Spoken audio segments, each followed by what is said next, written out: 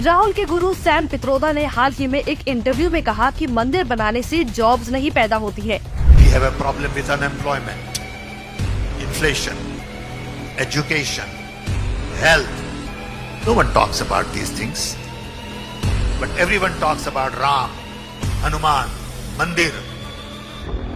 And I have said that temples are not going to create jobs. इनकी ये बात केवल इनके हिंदू आस्था का विरोध ही नहीं बताती है, बल्कि ये सनातन धर्म और हिंदुओं के लिए कांग्रेसी इकोसिस्टम की नफरत को भी दर्शाता है। यही नहीं, ये इनके रोजगार प्रदान करने में धार्मिक पर्यटन के महत्व की समझ की कमी को भी दर्शाता है। ये एक ऐसा क्षेत्र है जो अर्थव्यवस्था को बूस्ट कर सकता है।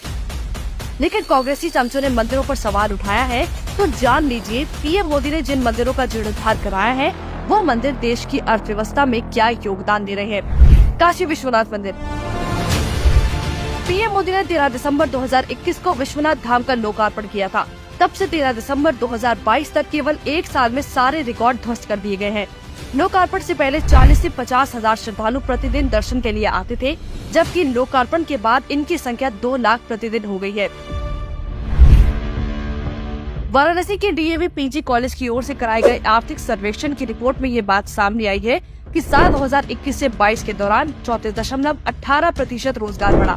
यही रही, होटलों की आय में 65%, दुकानदारों की आय में 47%, गरीब ई रिक्शा चालकों की आय में 30% की वृद्धि हुई है।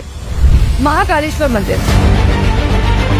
काशी विश्वनाथ मंदिर की तरह महाकालेश्वर मंदिर के जीर्णोद्धार के बाद यहाँ की अर्थव्यवस्था को भी पंख लग गए हैं।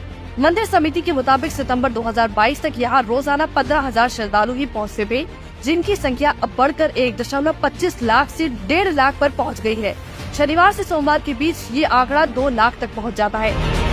कांग्रेसियों को नहीं लगता कि इससे लोकल इकोनॉमी को बूस्ट मिलता होगा। यही नहीं, जाहिर है विश्वनाथ मंदिर की तरह यहाँ भी श्रद्धालुओं की संख्या बढ़ने से यहाँ की भी दुकानदारों, होटल्स, ई रिक्शा आदि की आय में वृद्धि हुई होगी। बाबा केदारनाथ धाम। महादेव की नगरी उत्तराखंड केदारनाथ धाम के जीर्णोद्धार के बाद श्रद्धालुओं की पसंदीदा जगहों में से एक बन गई है। 10 साल इनकी संख्या में भारी वृद्धि हो रही है। इस वजह से साल 2022 के सीजन में यहाँ के गरीब घोड़ा खच्चर और डोली वालों ने 101.34 करोड़ रुपए का कारोबार किया था। यही नहीं, हेलीकॉप्टर सेवा प्रदाता कंपनियों ने केदारनाथ धाम से 75.40 करोड़ रुपए से ज्यादा की कमाई की थी। श्रद्धालुओं की वजह से होटल मालिकों और दुकानदारों की तो मौज हो रही थी, साथ ही राज्य सरकार को भी गाड़ियों की पार्किंग से अच्छी आय हुई। सीतापुर और सोनप्रयाग पार्किंग से उत्तराखंड सरकार को लगभग 75 लाख रुपए का राजस्व मिला था। क्यों बढ़ रहे हैं इन मंदिरों में श्रद्धालु? इन मंदिरों में आने वाले श्रद्धालुओं की संख्या अचानक से बढ़ जाना कोई जादू नहीं है। मोदी सरकार ने जीर्णोद्धार का काम सिर्फ पेपर पर नहीं किया, उसे जमीन सर पर उतारा है। सरकार ने इन मंदिरों के दर्शन करने वाले श्रद्धालुओं के लिए यात्रा को सुगम बना दिया।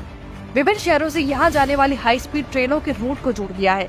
High speed Vande Bharat train से काशी विश्वनाथ और वैष्णो देवी के दर्शन के लिए जा सकती है। यही नहीं, मोदी सरकार जम्मू में नए एयरपोर्ट बनाने की योजना पर काम कर रही है, जिसमें कटरा को प्राथमिकता दी जाएगी। कटरा में हवाई अड्डा बनने की वजह से यात्रा और आसान हो जाएगी।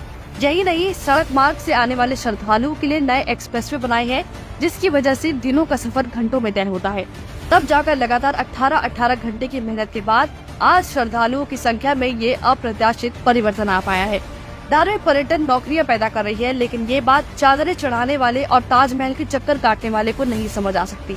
मोदी जी के पास ये समझने का विजन है कि हमारी विरासत को संरक्षित करना और उसे दिखाना केवल हमारे हिंदू भारतीय सभ्यता से सनातन गौरव के लिए जरूरी नहीं है, बल्कि इससे हमारी अर्थव्यवस्था को भी अत्यधिक बढ़ावा मिलता है।